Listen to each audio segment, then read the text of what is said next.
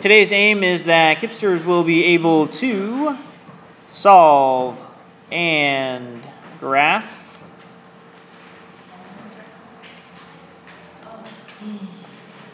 multiplication and division one-step inequalities.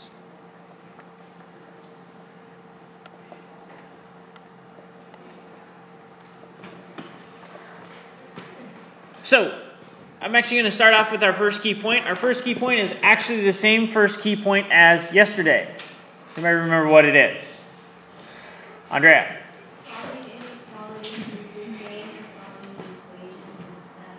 Perfect. Solving inequalities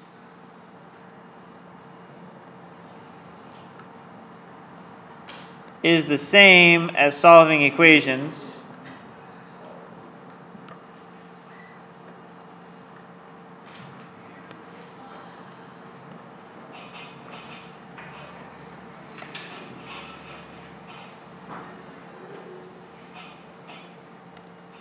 Except, today we're going to learn about that exception, that thing that's a little bit weird about solving inequalities.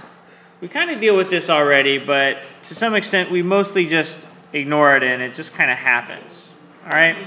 So we're going to look at this first inequality. We have 3x is greater than 9. What do I need to do to solve this inequality? Mr. Resendez. Yes, that's you. Kevin. All right, so we need to divide by 3. That gets the x alone because we have a top-bottom cancellation there. We get x is greater than 3. Super easy. So our inequality is now solved. Now we're ready to graph our inequality. So we come over here with our starting point of 3. Open or closed? Everybody? Open. Open. And x is greater than 3. That one should be pretty easiest for to discern that this probably should be shaded to the right. Bless you.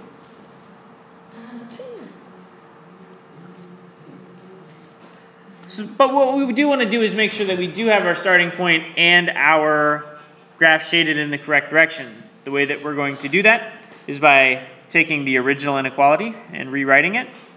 X is greater, or 3x is greater than 9. And so for the first check, we're going to check the starting point, which is over here is 3. So I'm going to plug in 3. And when we check the starting point, we want things to be equal. So I'm going to replace it with an equal sign. It's really just checking to see that we solved it correctly like an equation. Good. Right starting point. 9 equals 9. Second one, I'm going to plug in one of the numbers that I have shaded over. So I see over here that I've shaded over 4 and 5 and 6. To me, I look at this and it doesn't really matter to me which one. None of them is going to make it any easier. I like multiples of 5, so I'm going to go with 5. 3 times 5 is greater than 9. 3 times 5 is 15 is greater than 9. That statement's true, which means that we shaded in the correct direction. Excellent. I can choose any number that I shaded over. All right. Next one. Ms. Lopez.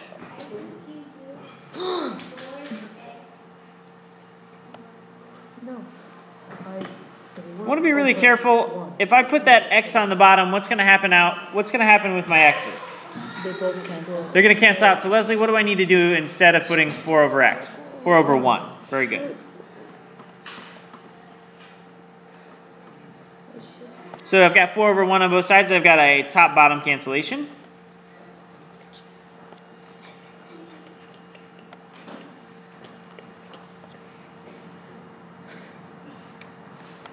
Two times 4 is 8. So I get x is less than or equal to 8.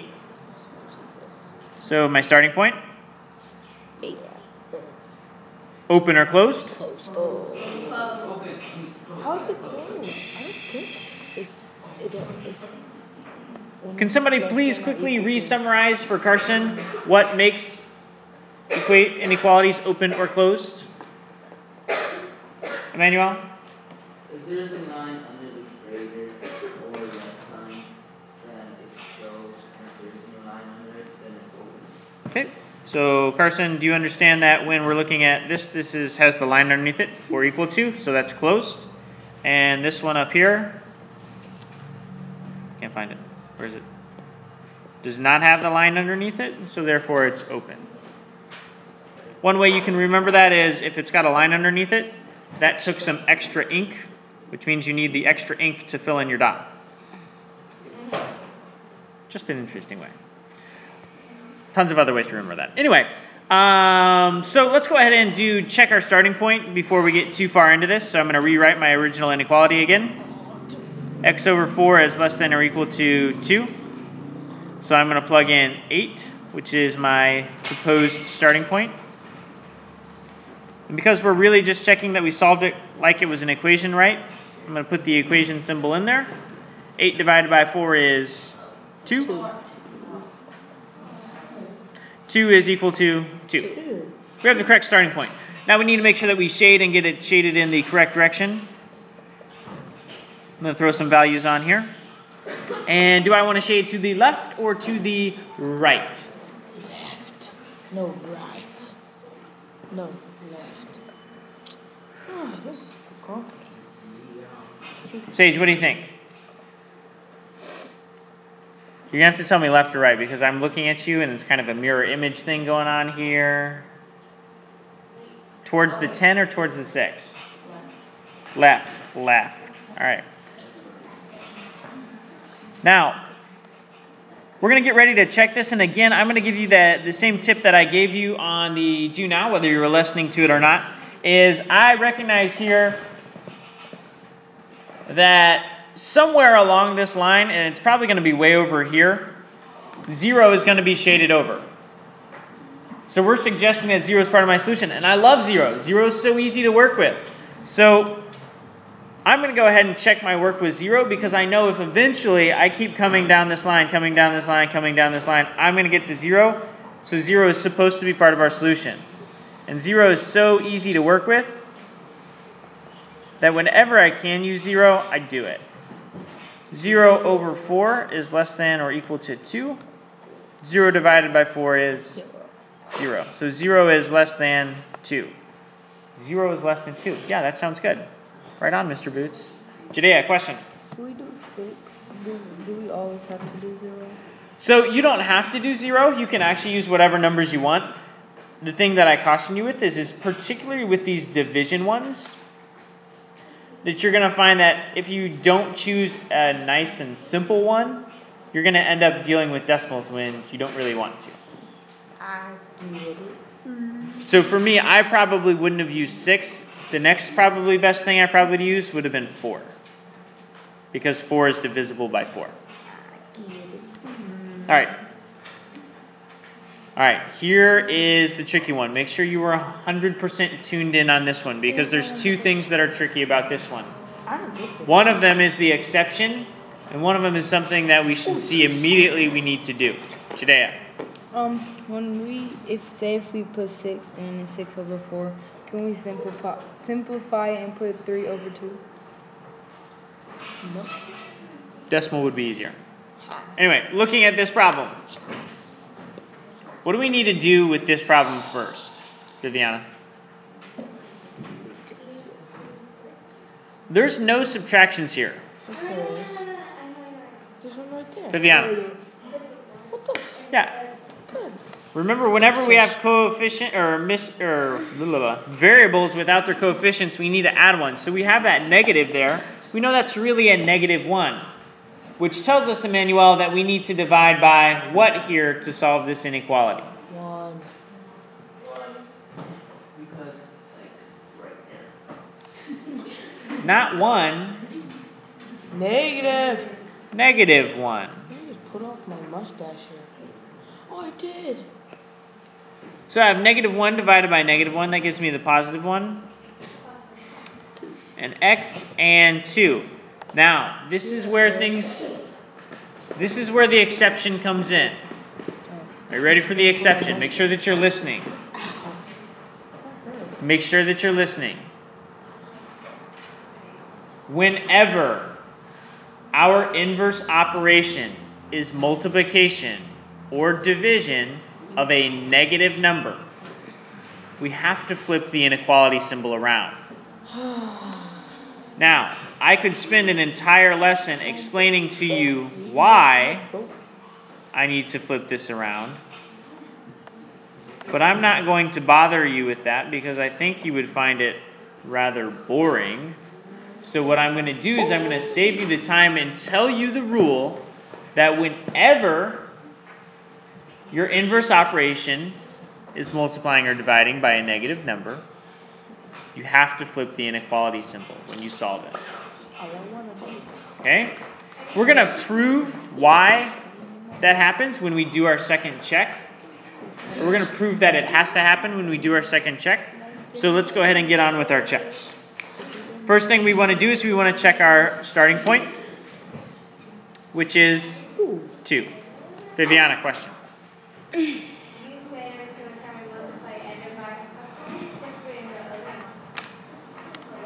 So, multiply or divide by a negative number. So, is this a negative? No. Is this a negative? No. So that's why we didn't flip. So over here, we do have this -1 that we're dividing both sides by. That's why we're flipping. All right? So we've got our starting point over here is 2. We've got an open inequality. Let's go ahead and check that starting point by plugging into the original inequality. -1 times x is greater than -2. -1, oops. -1 times 2. And this first check, we're looking for equality. -1, it's a bad date. -2 is equal to -2. All right. Second check, we said after we flip this that we should have x is less than 2. So that suggests that we should shade which direction? X is less than 2. Right. Yeah, to our left. These are the numbers that are less than 2.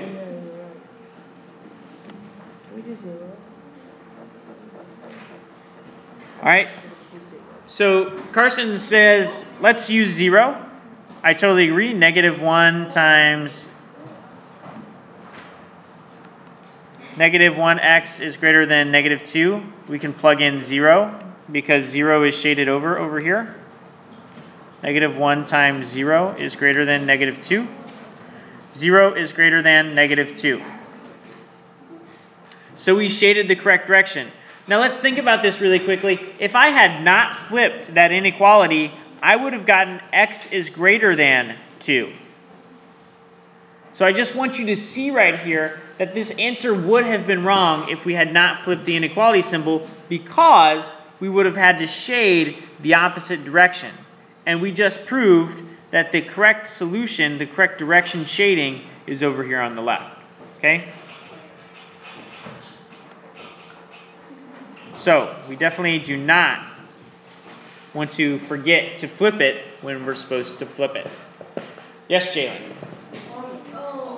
When we multiply it by 0 and it's a negative number, will it matter if you put a negative or positive? No, because anything times 0 is just 0. 0 doesn't have positives or negatives. Yes?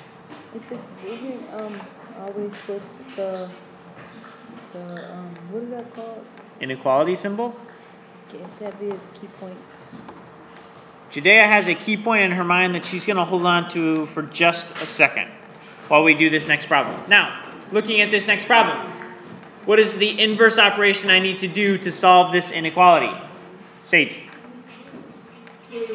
That's you, yes. Multiply by?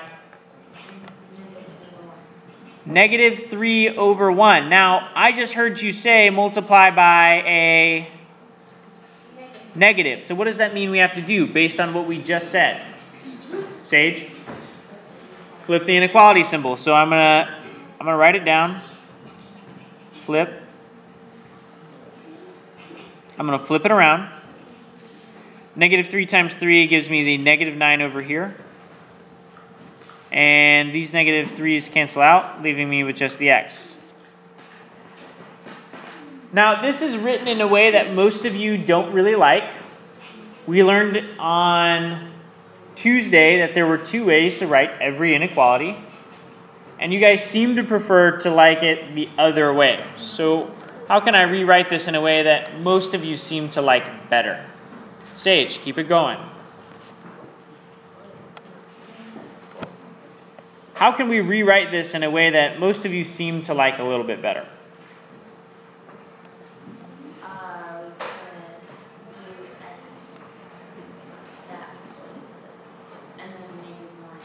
Yep. So she's just turning it around. Just like we talked about with the example on Monday, I had the A's are greater than the Giants. Don't even lost. Don't even want to talk about it. Don't even want to talk about it. Don't even want to talk about it. 6-0. Don't even want to talk about it. All right. So I've got this here. So let's go ahead and get ready to graph it. Negative 9, open or closed? Open. So let's go ahead and check that starting point. I'm rewriting the original inequality. Yes, we are. No. So I'm going to plug in my starting point.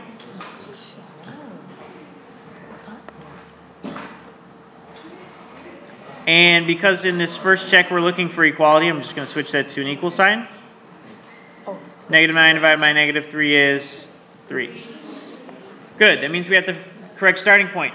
Now we need to make sure that we've got this written correctly with the inequality symbol going the right way. It says x is less than negative 9. Which way do I want to shade that? Right. X is less than negative 9? Left. Left? I just said left. Can we use... So we've got negative 10, negative 11, negative 12. Now, I'm looking at this, and this is one where I want to be really careful. I can't choose 0, because 0 is going to be way over here somewhere. But I do want to choose something that's going to be better. I notice that when I plug in, I have to divide by negative 3. What's probably the best choice here, Iron? Negative 15. So he's coming all the way out to negative 15. There are definitely some things that are in between that are better. But why did you choose negative 15? Yeah, it's divisible by 3. Negative 12 is 2. Either way would have been fine. But since Iron said negative 15, we'll use negative 15.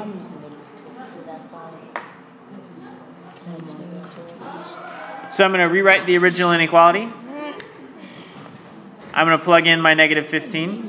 Negative 5. Negative 12. And I get 3 is less than negative divided by negative. That's a good date. That's positive. What? 5. What? Oh, it's... Okay, never mind. Oh my god. So I have 3 is less than 5. True?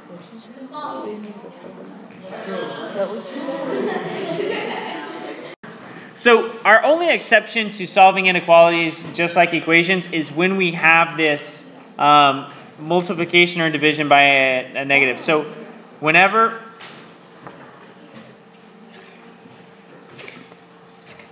the inverse operation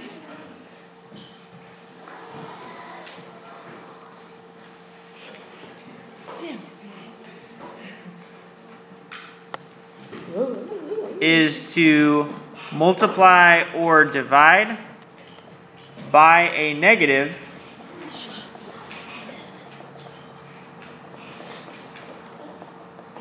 we must flip the inequality symbol.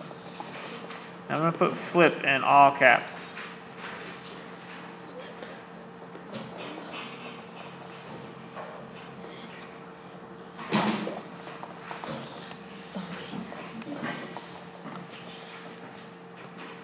We must flip the inequality symbol.